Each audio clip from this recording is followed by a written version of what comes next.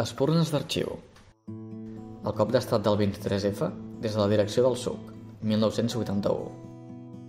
L'Antoni Gutiérrez Díaz, com a portaveu parlamentari, va assistir a les reunions del Comitè Executiu del SUC dels dies 23 i 24 de febrer de 1981, mentre la Guàrdia Civil prenia el Congrés espanyol.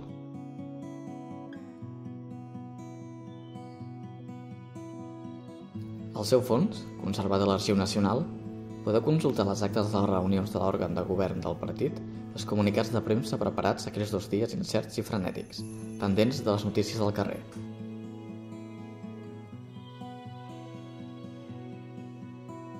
Reunit el Comitè Executiu del SUC, per examinar la gravíssima situació creada per la irrupció sediciosa d'unes unitats armades de la Guàrdia Civil al Congrés dels Diputats, encaminada a interrompre per la violència el procés democràtic, ha acordat fer pública la següent crida als treballadors i al poble de Catalunya. Cridem a que se celebri demà, dia 24, excepte els serveis públics, una vaga de 24 hores, amb manteniment de la presència de centres de treball i d'estudi, i a celebrar assemblees en les que es prenguin resolucions condemnatòries d'aquests fets i d'exigència de responsabilitats.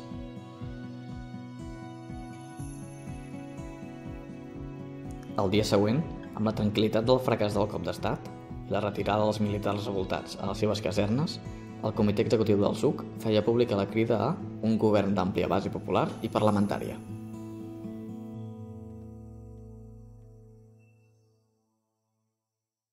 El Comitè Executiu del SUC, reunit ahir per examinar novament els fets produïts a Madrid, es ratifica en l'exigència d'un govern d'àmplia base popular i parlamentària,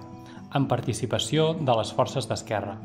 que permeti emprendre mesures immediates contra l'atur i endegui una actuació decidida de democratització dels aparells de l'Estat.